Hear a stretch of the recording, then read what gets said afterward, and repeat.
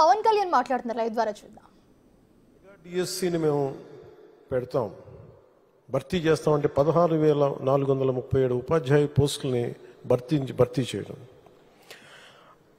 చాలాసార్లు పెన్షన్ గురించి మేము మాట్లాడుకుంటా ఉంటే చాలాసార్లు దీంట్లో నేను పెన్షన్ బాగా ఎక్కువ చేద్దామని అనుకుంటే ఎలా సార్ పాసిబిలిటీ అంటే కష్టంగా ఉంటుంది, కానీ మనం పెంచాలి. ఆయనకున్న ఆకాంక్ష కూడా ఏంటంటే సంపద కొద్ది మంది దగ్గర ఉండిపోకూడదు, అవి తిరుగుబాట్లు వస్తాయి. ఈ రోజున ఆయన నాయకత్వంలో ఈరోజు పొద్దున క్యాబినెట్ మీటింగ్లో మాట్లాడుకున్నప్పుడు కూడా ఎంటర్ప్రెన్యూర్షిప్కి ఒక 100 కోట్లు మూలధనం ఒక కార్పొరేషన్లో పెడితే మైక్రో మన చిన్నపాటి పరిశ్రమలకి, ఔత్సాహికులకి, పారిశ్రామికవేత్తలకి అండగా ఉండటానికి ఒక 100 కోట్లు మూలధనం పెడితే దాన్ని 5,000 కోట్ల వరకు తీసుకురావచ్చు. అలాగే 500 కోట్లు పెడితే దాన్ని 20,000 దాకా తీసుకెళ్లొచ్చు అనే ఈ రోజు నా ప్రతిపాదన చాలా అద్భుతంగా ఉంది. ఇవన్నీ చెయ్యాలి అంటే ఈ రాష్ట్రాన్ని, ఉమ్మడి రాష్ట్రాన్ని దిశానిర్దేశాన్ని మార్చిన వ్యక్తి, మైక్రో మన ఈ విపరీతం బలమైన సంస్కరణలు తీసుకొచ్చిన వ్యక్తి, SEZs ద్వారా కానీ అభివృద్ధి కానీ, అలాగే మన ఇజ్రాయలీకి సంబంధించి ఈ మైక్రో ఇరిగేషన్ ఇలాంటివన్నీ మొట్టమొదటి తీసుకొచ్చిన వ్యక్తి. చాలా సింపుల్గా ఉంటాయి. ఇంకుడు గుంతలు అంటే అది చూడటం చాలా మందికి ఆ టైంలో హాస్యాస్పదం, ఏంటి గుంతలు తవ్వుకోవడం ఏంటని. ఆయన దార్శనికులు, ఆయన హెడ్ చూడగలరు. దానికి చాలామంది మేధావులతో మాట్లాడాలి. అలాంటి మేధావులతో కూర్చొని వాళ్ళని అర్థం చేసుకొని తనతో పాటు సహచరులను ఒప్పించి ఈ రోజున ఒక ఇంకుడు గుంతలు అనేది మనకి ఒక మన ఇంటి నిర్మాణంలో ఒక భాగం అయిపోయింది. ఇలాంటి ఎన్ని తీసుకున్నా, చిన్నది పెద్దది ఎన్ని తీసుకున్నా అనునిత్యం నన్ను ఆశ్చర్యపరుస్తూనే ఉంటారు ఆయన. ఎప్పుడు చూసినా నాకు ఒకటి అనిపిస్తే ఈ నుంచి ఎంత నేర్చుకోగలం మనం, ఎంత ఆయనకి పక్కన ఉండి చేదోడు వాదోడుగా ఉండగలం. నాకు ఇదే తలంపు ఉంటుంది. అలాంటి పెన్షన్లు కూడా ఎలా పెంచగలం అంటే మనం పెంచుదాం, నాకు ఒక అవగాహన ఉందని. అది అడ్మినిస్ట్రేషన్లో కాకలు తీరిపోయి మునిగి తేలిన వ్యక్తికి అర్థమవుతుంది. మంచి మనసు ఉండొచ్చు, చెయ్యాలన్న తపన ఉండొచ్చేమో, కానీ దానికి తగ్గ అవసరమైన ప్రతిభ లేనప్పుడు, అనుభవం లేనప్పుడు, మనుషుల్ని కలుపుకెళ్ళగలిగే సమర్థత లేనప్పుడు అది ఎవరి వల్ల కష్టం అవుతుంది. అలాంటిది ఆయన అద్భుతంగా 4,000 ఇవ్వడం ఒకటైతే, మొదటి నెల ఒక్కొక్కరికి 7,000 చొప్పున ఒకటే రోజున 65.18 లక్షల మందికి, అది కూడా ఇంటింటికి వెళ్ళి 4,408 కోట్ల రూపాయలని పంపిణీ చేపట్టడం, చేతికి డబ్బులు ఇవ్వడం, దేశంలోనే సంక్షేమంలో ఇది ఒక తిరుగులేని చరిత్ర. మనస్ఫూర్తిగా గౌరవ ముఖ్యమంత్రి గారికి ధన్యవాదాలు తెలుపుతున్నాను. గత ప్రభుత్వంలో ఉద్యోగులకు జీతాలు వచ్చాయి, నెలకి జీతాలు వచ్చాయి కాదు, వాళ్ళు PDF వాళ్ళ ప్రావిడెంట్ ఫండ్ డబ్బులు కూడా తీసేవాళ్ళు. అలాంటిది వాళ్ళకి మొదటి నెలకి 1వ తారీఖున ఉద్యోగాల జీతాలు అందుతున్నాయి. 1674.47 లక్షల కోట్ల ధాన్యాన్ని కొనుగోలు, ఆ బకాయిల్ని చెల్లించి అన్నం పెట్టి అన్నదాతని ఆదుకున్నారు.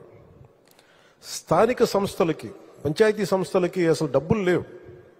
అధికారులు యంత్రాంగాన్ని రివ్యూ మీటింగ్స్లో చేస్తున్నప్పుడు అడిగితే డబ్బులు రావాలి, ఏం చేయాలో తెలియట్లేదు అనే స్థాయి నుంచి ఆయనకి ఒకసారి నేను తెలియజేసుకున్నాను, ఇట్లా డబ్బులు కొంచెం ఒక రోజు సమయం ఇవ్వండి అని చెప్పి స్థానిక సంస్థలకి ఆయన 1,452 కోట్లు ఇచ్చి నిర్జీవం అయిపోతున్న పంచాయతీలకి,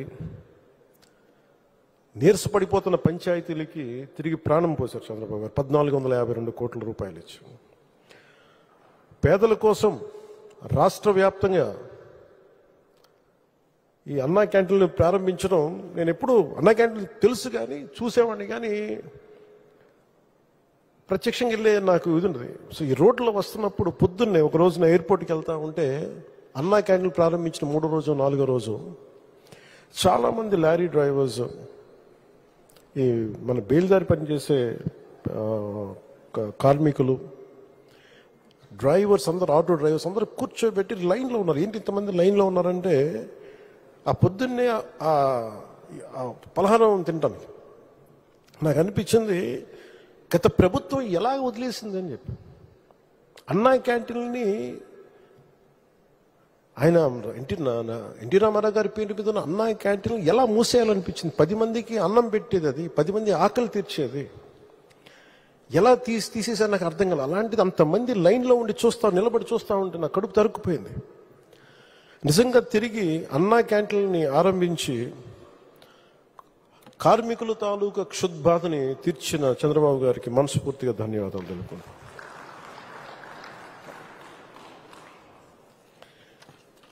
ఒకసారి నేను పార్టీ ఆఫీస్లో ఉన్నప్పుడు ఒక 9 నెలల క్రితం కృష్ణా జిల్లా, గుంటూరు, అన్ని జిల్లాల నుంచి లాయర్లు వచ్చారు, హైకోర్టు లాయర్స్ అందరూ వచ్చి ఈ ల్యాండ్ టైటిలింగ్ యాక్ట్ని మీరు ఇబ్బంది ఉంది, మీకు తెలియట్లేదు, దీని తాలూకు డేంజర్, మీరు ఎందుకు ఎవరో మాట్లాడట్లేదని. మేము మాట్లాడామంటే సరిపోవట్లేదని చెప్పి ఒక సెషన్ పెట్టారు వాళ్ళు పూర్తిగా. మా మంత్రి నాదెండ్ల మనోహర్ గారి ఆధ్వర్యంలో వాళ్ళు చెప్పింది వింటే భయం వేసింది. అందులో మరి ఒకరు చెప్పింది, నా పొలంలో నీ ముఖం ఎందుకు, నా తల్లిదండ్రులు ఇచ్చిన ఆస్తి, నా తాతలు ఇచ్చిన ఆస్తిలో మీ ముఖం ఏంటి, ఇందులో మా తల్లిదండ్రుల స్వార్జితం, వాళ్ళ కష్టార్జితం, ఈ ముఖ్యమంత్రి ఫోటో ఏంటి, పొలాల్లో సరిహద్దు రాయిల్లో మీ ముఖాలేంటి, ఇది ఎటు వెళ్ళిపోతుంది, మీరు ఎవరేం చేయరా అని చెప్పి వాళ్ళు నన్ను నిలదీస్తే నేను చెప్పి నేను సాధ్యమైనంత చేస్తానో తీసేస్తామని చెప్పి. ఆ రోజు అది విశ్వాసమే, నమ్మకమే. కానీ ఈ రోజున అది ఒక సత్యం, ఒక నిజం. చంద్రబాబు గారు రాగానే ల్యాండ్ టైటిలింగ్ యాక్ట్ని రద్దు చేసి ప్రజలకి ఆస్తులకి భద్రత కల్పించినందుకు మనస్ఫూర్తి వారికి నా ధన్యవాదాలు తెలుపుతున్నాను. మీరు ఊహించుకోండి, నేను పిఠాపురంలో భూమి కొంటే దాంట్లో అప్పటి ప్రభుత్వం ఆ ముఖ్యమంత్రి గారి ఫోటో ఉంది. నాకు కూడా తప్పలేదు అది, ఆయన నవ్వుతా ఆయన ఫోటో ఉంది. అంటే మనం కష్టపడి కొనుక్కుంటే ఆయన ఫోటోలు అసలు ఎప్పుడు లేదు. ఆంధ్రప్రదేశ్ రాజముద్ర ఉండాలి అక్కడ, ప్రభుత్వ ప్రతినిధివి నువ్వు. అలాంటి రాజముద్రని తీసేసి, ఆంధ్రప్రదేశ్ రాజముద్రని తీసేసి వ్యక్తి ఫోటో పెట్టుకున్నా అంటే అది ఎంత ఒక విచిత్రమైన ఆలోచన విధానం అది. అలాంటివి తీసేసి తిరిగి ల్యాండ్ టైటిలింగ్ యాక్ట్ని, అంత డ్రెకోనియన్ యాక్ట్ అది, అలాంటి యాక్ట్ని రద్దు చేసి ప్రజల్లో తిరిగి నవ్వులు తీసుకొచ్చినందుకు గౌరవ ముఖ్యమంత్రి గారికి నా మనస్ఫూర్తిగా నాకు కృతజ్ఞతలు, ధన్యవాదాలు. ఇన్ని సంవత్సరాలైనా ఆయన ఓపిక నన్ను ఆశ్చర్యపరుస్తుంది. అసలు ఆయన మనసు, మైండ్ నిరంతరం పనిచేస్తూనే ఉంటుంది. ఇందాక మన క్యాబినెట్ మీటింగ్లో కూర్చున్నప్పుడు అసలు ఈయనకి ఓపిక ఎక్కడి నుంచి వస్తుంది అని అర్థం కాదు. విపరీతమైన ఓపిక, కాన్స్టెంట్గా బ్రెయిన్ తిరుగుతూనే ఉంటుంది, సొల్యూషన్స్ ఇస్తూనే ఉంటుంది. అనుభవజ్ఞులైన అధికారులకు కూడా ఆయన దిశానిర్దేశం చేయగలరు, ఈ పాయింట్లో తప్పుంది, మీరు ఇలా చేయండి, ఇలా ఆలోచించండి. అలాంటి దాంతోపాటు శారీరకంగా ఆయన పడే కష్టం ఓ 25 ఏళ్ల యువకుడు కూడా కష్టపడ్డాడు. మనసు మేధస్సుతోటి నలుగుతూ శరీరాన్ని కూడా అంత కష్టపెట్టడం అంటే నాకు అది నిజంగా, నాకు మన వరదలు వచ్చినప్పుడు అసలు ఆయన పడ్డ కష్టం, కొంతమంది అనుకోవచ్చు ఆయన దిగాల్సింది ఏముంది అని, ఆయన నడిచి చూపిస్తున్నారు. బాధ్యత గల వ్యక్తి ఎలా ఉంటారో ఆయన చేసి నడిచి చూపించారు. ఆయన అంటే ఎందుకు చూపించాల్సి వచ్చిందంటే కూడా అధికార యంత్రాంగంలో మందకొడితనం వచ్చేసింది. అంటే పనులు చేయకపోతే, ప్రాక్టీస్ చేయకపోతే ఏమైపోతుంది, మందకొడితనం వచ్చేస్తుంది. ఒకసారి అంకుశం పెట్టి గుచ్చాలి. అలా ఆంధ్రప్రదేశ్ అధికార యంత్రాంగాన్ని గుచ్చడానికి ఆయన దిగారు. ఆయన అసలు ఆయనకు అవసరం లేదు. ఈ ప్రపంచంలో కూడా మీరు చెప్పండి, 9/11 ఇన్సిడెంట్ జరిగితే జార్జ్ బుష్ వచ్చి కూర్చోలేదు అక్కడ న్యూయార్క్లో. రుడి గులియాని ఆయన న్యూయార్క్ సిటీ మేయర్ కూర్చున్నాడు అక్కడ. ఆయన అందరూ విమర్శిస్తుంటే నాకు ఒకటే ఆలోచన వచ్చింది, అన్ని స్థానిక సంస్థల్లో వైసీపీ నాయకులే కదా మీరందరూ, మేయర్ కానీ సభ్యులు కానీ అన్ని పాలనా వ్యవస్థలు అన్నింటిలో కూడా it is nothing but YCP. 70% పంచాయతీల్లో వాళ్ళే, అన్ని స్థానిక నగర పంచాయతీల్లో మనకి అన్ని నగరపాలికలు అన్ని సంస్థలు కూడా వాళ్ళే. అసలు విజయవాడలో ఉన్న మేయర్ ఏమైపోయి ఫస్ట్ సిటిజన్ అంటాం, మొదటి ప్రథమ పౌరుడు అంటాం కదా విజయవాడకి. వాళ్ళకి బాధ్యత లేదా? వైసీపీకి బాధ్యత లేదా? ఎంతసేపు ఆయన విమర్శించడమేనా? నాకు అనిపించింది అసలు పంచాయతీలు కానీ స్థానిక సంస్థల్లో ఉండే వైసీపీ సభ్యులు కానీ ఏమైపోయారు? కష్టాలు వచ్చినప్పుడు అందరం కలిసి కట్టుగా ఉండాలి, కానీ తర్వాత కొట్టుకుందాం. ప్రజలు కష్టాలు ఉన్నప్పుడు అప్పుడే మాట పెట్టుకుంటాం. వాళ్ళకి అన్నం పెడతామా, ఆదుకుంటామా, లేదంటే వాళ్ళని కూర్చోబెట్టి తిడతామా పక్కన సహాయపడే వాళ్ళని. బురదలోకి దిగి నీళ్ళల్లోకి దిగి ఆయన ఒకవైపు నడుస్తూ ఉంటే ఆయన అభినందించాల్సింది పోయి ఆయనకి పక్కన మన కూర్చోబెట్టి ఒక మాట అనుకుని ఉంటే చాలు చేసే వ్యక్తిని. ఆ రోజున ఆయన పడ్డ కష్టం నాకు నిజంగా నాకు గుండె చెమర్చింది. మీరు ఆ రోజు ఇచ్చింది వరదలు ఇచ్చింది గౌరవ ముఖ్యమంత్రి గారు చెప్తాం, మీరు చాలా చాలా వరదలు ఉన్న ప్రజలే కాదు సార్, మీరు ఒక అధినేత ఎలా ఉండాలి, ఒక ప్రభుత్వాన్ని నడిపే అధినేత ఎలా ఉండాలి మీరు దేశానికి చూపించారు చంద్రబాబు గారు. మనస్ఫూర్తిగా యు హావ్ ఇన్స్పైర్డ్ us. మీకు మాటలు పట్టడం కొత్త కాదు, కానీ మీరు చేసే మంచి పనుల్ని, మీరు చేసే ఈ కష్టాన్ని మేమందరం గుర్తించి మేము మీతో అండగా ఉంటాం. అలాగే నేను ఈ 100 రోజుల్లో కూడా కీలకమైన ఆంధ్రప్రదేశ్లో పంచాయతీరాజ్ సంబంధించి గ్రామీణాభివృద్ధి శాఖ సాధించిన పురోగతి మీకు నేను తెలియజేసుకుంటాను. 3 అంచెల స్థానిక సంస్థలకు నేరుగా 23-24 సంవత్సరానికి 15వ ఫైనాన్స్ కమిషన్ గ్రాంట్లు 2వ విడత దాని రూపొంది కింద 998.62 కోట్లు విడుదలయ్యాయి. అదనంగా 24-25 ఆర్థిక సంవత్సరానికి ఒక 10 రోజుల క్రితమే తుఫాను ఆ సమయంలో 1076 కోట్ల ప్రతిపాదనలు సమర్పించబడ్డాయి. ఇందాక వస్తుంటేనే మెసేజ్ వచ్చింది, అది కూడా ఆమోదం పొందింది, ఈరోజు శాంక్షన్ కూడా అయింది. ఎందుకంటే మన గౌరవ సభ్యులందరూ మాట్లాడుతూ మనకి పంచాయతీలకు ఉంది అంటే, మీకు పంచాయతీ రాజ్ శాఖ తరఫున మీకు మాటిస్తున్నాం. నిధులు మెల్లిమెల్లిగా రావడం స్టార్ట్ అయినాయి. చంద్రబాబు గారు 10 సార్లు ఢిల్లీ వెళ్ళి మాట్లాడి ఆయన నాయకత్వ ప్రతిభతోటి నరేంద్ర మోదీ గారి ఆశీస్సులతోటి ఆంధ్రప్రదేశ్ మెల్లిమెల్లిగా కోలుకోవడానికి ఆసరా ఉంది. దాంట్లో భాగంగానే ఈ రోజున పంచాయతీల్లో నిధులకి వస్తున్నాయి. గుంటల దగ్గర నుంచి రోడ్లు, కనెక్టింగ్ రోడ్స్, లేదంటే వాటర్, ఇవన్నీ కూడా మీకు చేయడానికి ముందుకు తీసుకెళ్తా ఉన్నాం.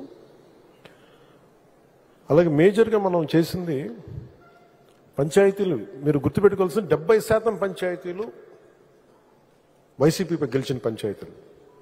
అందులో ఎన్నికలు జరగలేదనుకున్నది వేరే విషయం, కానీ ఆ పంచాయతీలకు కూడా ఎన్డీఏ చంద్రబాబు గారి నాయకత్వంలో ఎన్డీఏ కూటమి ప్రభుత్వం తన మనాని భేదం చూడదు, మన పార్టీ తన పార్టీ అని చూడదు, అందరికీ సమానంగా మేము చూస్తామని డబ్బులు కల్పిస్తామని అంటానికి చిన్న నిదర్శనమే స్వాతంత్ర దినోత్సవం మరియు గణతంత్ర దినోత్సవ వేడుకల కోసం గ్రామ పంచాయతీల వ్యయ పరిమితిని 5,000 జనాభా వరకు ఉన్న గ్రామ పంచాయతీలకు 10,000 రూపాయలు, 10,000 రూపాయల కంటే ఎక్కువ జనాభా ఉన్న వారికి 25,000 రూపాయలు పెంచడం అయింది. అలాగే రాష్ట్ర వ్యాప్తంగా ఉన్న మొత్తం 13,326 గ్రామ పంచాయతీల్లో 23 ఆగస్టు 24న గ్రామ సభలు నిర్వహించి తిరిగి పంచాయతీలకి పునర్జీవనం కల్పించడం. ఈ గ్రామ సభలో సుమారు 1 కోటి మంది పైగా గ్రామస్తులు పాల్గొని ఒకటే రోజు 13,326 గ్రామ సభలు నిర్వహించడం ఆంధ్రప్రదేశ్ పంచాయతీరాజ్ మరియు గ్రామీణాభివృద్ధి శాఖ అది ఒక బలమైన ప్రపంచ రికార్డుని సాధించింది. అంటే ఇది ఏంటంటే రికార్డ్స్ కాదు, కానీ ఇది ఏంటంటే ఒక కష్టసాధ్యమైనది. అన్నిసార్లు 13,326 పంచాయతీలకు నిధులు ఇవ్వని ప్రభుత్వం గత కాలంలో మన నిధులు ఇవ్వడం కాదు, ఒకేసారి అందరినీ ఏకతాటిపైన తీసుకొచ్చి అధికార యంత్రాంగం మొత్తం కదిలింది. చంద్రబాబు గారి నాయకత్వం వాళ్ళందరూ కదిలి ఈ రోజున ఇది సాధించగలిగాం.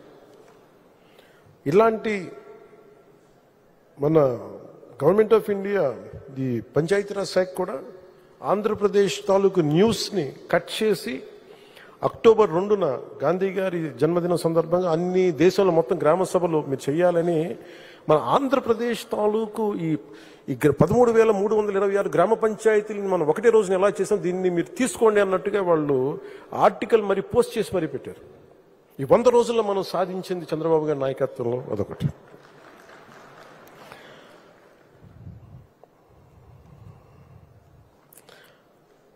ఇరవై 24-25 ఆర్థిక సంవత్సరానికి రాష్ట్రీయ గ్రామ స్వరాజ్ అభియాన్ కింద వాళ్ళ వార్షిక కార్యాచరణ ప్రణాళికను ఆంధ్రప్రదేశ్ రాష్ట్రానికి 215.80 కోట్ల బడ్జెట్తో కేంద్ర ప్రభుత్వం ఆమోదం పొందడమైంది.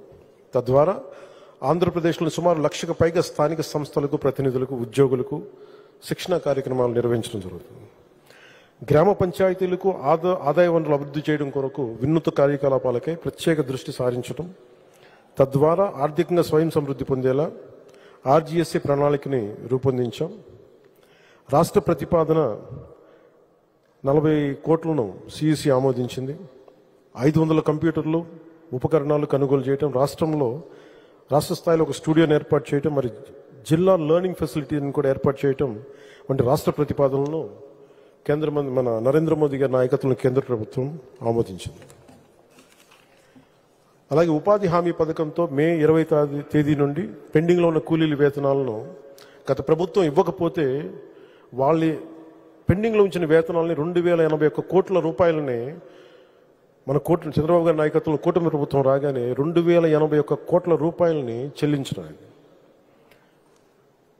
ముఖ్యమంత్రి మాట్లాడతారు కదా, మేము కూర్చోబెట్టి క్లాస్ వార్ అని మాట్లాడతారు. క్లాస్ వార్ అంటే ఒక కష్టపడేవాడి శ్రమను దోచుకోవడం. ఈ నరేగా పథకం కింద, ఉపాధి హామీ పథకం కింద కూలీలు వేతనాలని ఇవ్వకుండా 2,081 కోట్లని ఇవ్వకుండా, కష్టపడ్డ తర్వాత ఇవ్వకుండా అంటే మరి అది వాళ్ళు మాట్లాడతారు క్లాస్ వార్ గురించి. క్లాస్ వార్ మనం ఏం మాట్లాడాలి, మనం ఎంత నిలబడ్డామంటే భుజాల మీద మోసాం. అందుకనే చంద్రబాబు గారి నాయకత్వం 2,081 కోట్ల రూపాయలని వెంటనే ఈ ఉపాధి హామీ పథకం కోసం కూలీల వేతనాలు చెల్లించడం అయింది. ఆగస్టు 23వ తారీఖు రాష్ట్ర వ్యాప్తంగా మునిపెన్నడు లేని విధంగా ఒకే రోజున గ్రామీణ సభ నిర్వహించని తెలుసు. అలాగే ఉపాధి హామీ పథకం ఈ ఆర్థిక సంవత్సరం సరిపడా 4,500 కోట్ల రూపాయల పనులకు గ్రామ సభలో ఆమోదం తీసుకోవడం అయింది.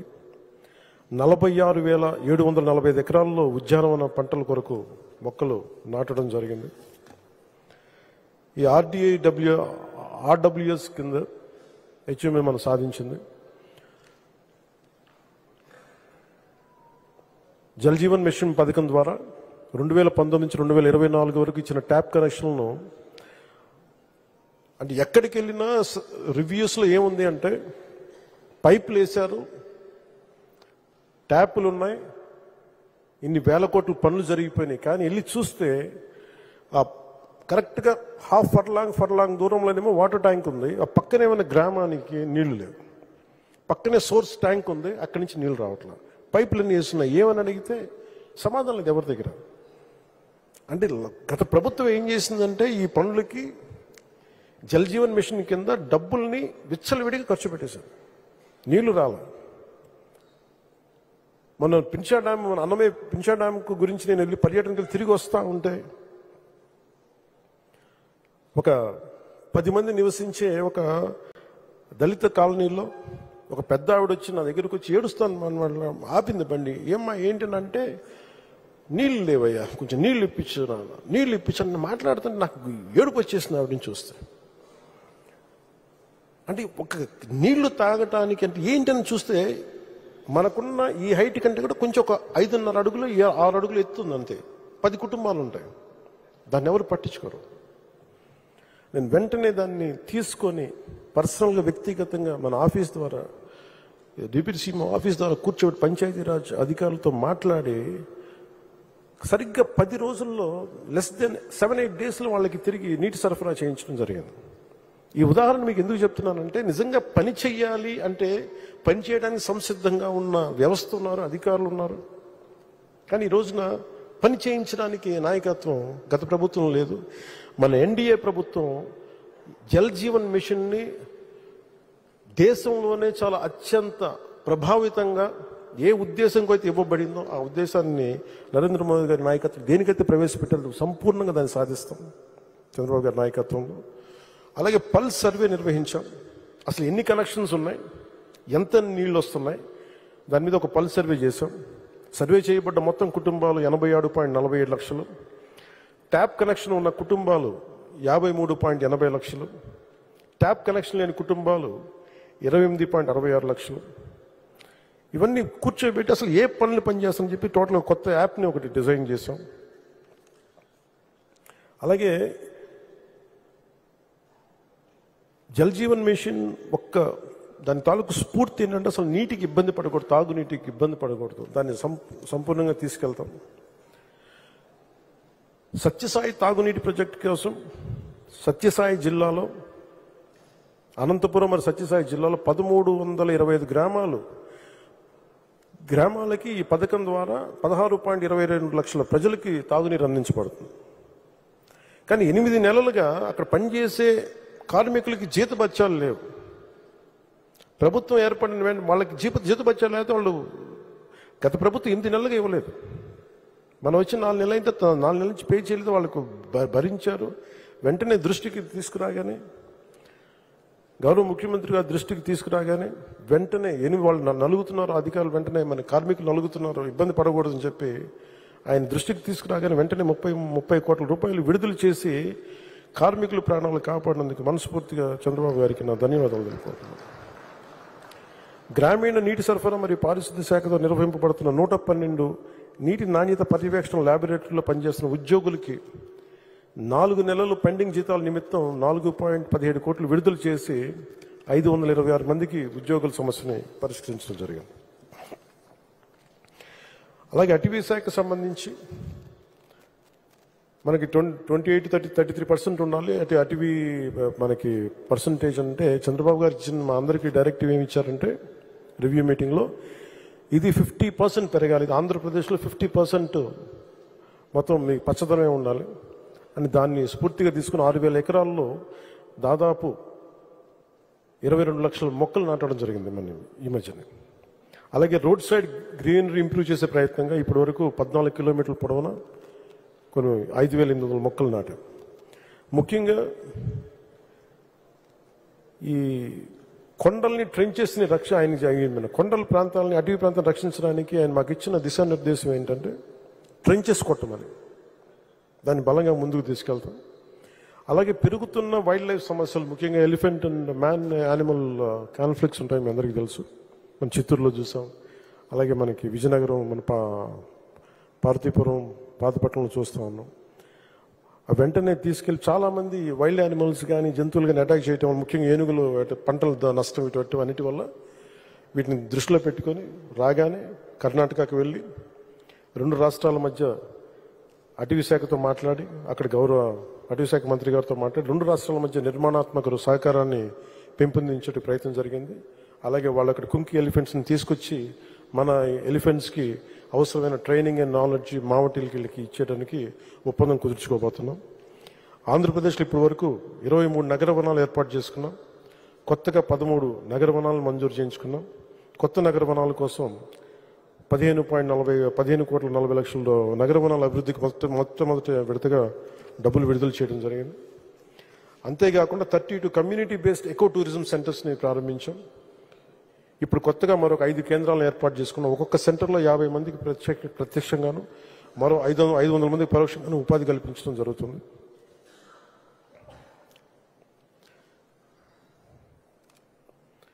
అలాగే వరదలకు సంబంధించి 403 ప్రభావిత గ్రామ పంచాయతీలో క్షేత్రస్థాయి కార్యదర్శులకు నీటి క్లోరినేషన్, సురక్షిత మంచినీరు, పారిశుద్ధ్య చర్యలు చేయాలని చెప్పి PR1 యాప్ ద్వారా ఆన్లైనింగ్ మానిటర్ చేయడం జరిగింది.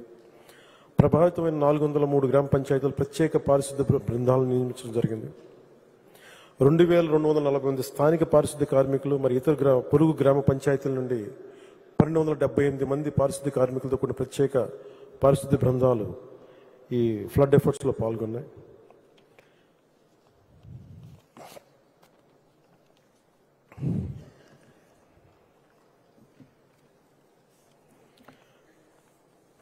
ముందస్తుగా చంద్రబాబు గారు ఆయన కష్టాన్ని చూసి మేము కూడా బాధ్యతతోటి కాకినాడ వరదలకి గురవబోతూ ఉంటే అక్కడ అందరితో అధికార యంత్రాంగంతో మాట్లాడి టోల్ నెంబర్ ఒకటి సమీక్షించి చర్యలు తీసుకున్న జిల్లా కలెక్టర్ కార్యాలయం టోల్ ఫ్రీ నెంబర్స్, డివిజనల్ కార్యాలయాలు మరియు 21 తహసీల్దార్ కార్యాలయాలతోటి కంట్రోల్ రూమ్ ప్రారంభించాం.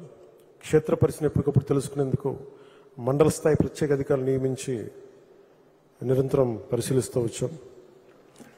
ఎలాంటి ప్రాణ నష్టం, ఆస్తి నష్టం లేకుండా చాలా ముందు చర్యలు తీసుకోవడం వల్ల చాలా వరకు నష్టం పోయింది. గ్రామాలు ముంపు కూడా గురవలేదు. ఈ నెల 9న గొల్లప్రోలు మండలంలో గ్రామానికి ముంపై గురయ్యే ప్రాంతాలను సందర్శించి సంబంధిత శాఖలకు అవసరమైన సూచనలు జారీ చేశాం. అలాగే ఎంపీలు, ఎమ్మెల్యేలు మరియు ఇతర ప్రజాప్రతినిధులు కూడా ముంపుని గురైన ప్రదర్శనలు ప్రాంతాలను సందర్శించి ప్రజలకు ధైర్యం నింపారు. 24 గంటలు సిబ్బంది ఉండేలాగా హాస్పిటల్స్లో 75 వైద్య శిబిరాలు నిర్వహించాం. ఆర్ఓ ప్లాంట్ల నుండి ట్యాంకర్స్, వాటర్ ప్యాకెట్స్, వాటర్ క్యాన్స్తో అన్ని పునరావాస కేంద్రాల్లో తాగునీటిని సరఫరా చేయడం జరిగింది. భారీ వర్షాల వల్ల కిర్లంపూడి, పిఠాపురం, గొల్లప్రోలు మండలాల్లోని పలు నివాస కాలనీల్లో విద్యుత్ అంతరాయాలను యుద్ధ ప్రాతిపదికన పునరుద్ధరించాం. ఈ వరదల వల్ల వర్షాల వల్ల 11 డిస్ట్రిబ్యూషన్ ట్రాన్స్ఫార్మర్స్ విఫలమయ్యాయి. అన్ని ట్రాన్స్ఫార్మర్స్ని పునరుద్ధరించడం జరిగింది. ప్రజల భద్రత కోసం ఏలేరు రిజర్వాయర్ నీటి ప్రవాహాన్ని క్రమబద్ధీకరించాం. ఏలేరు జలాశయం పూర్తి సామర్థ్యం 24.11 TMCs అయితే ఇన్ఫ్లోస్ 46,000 క్యూసెక్కుల స్థాయికి పెరగడంతో జలాశయం నుండి నీటిని ఆయుకట్ట పద్ధతిలో విడుదల చేయడం ద్వారా చాలా జాగ్రత్తగా దీన్ని నిర్వహించి తక్కువ నష్టం జరిగేలా చూసుకున్నాం. అలాగే సామర్లకోట మండలం వీకే రాయపురం గ్రామం వద్ద సుమారు 3,000 ఇసుక బస్తాలు ఉపయోగించి వెస్ట్ ఏలూరు డ్రైన్కి ఎడమ ఒడ్డు 6,300 కిలోమీటర్ల వద్ద గట్టును బలపరచడం జరిగింది.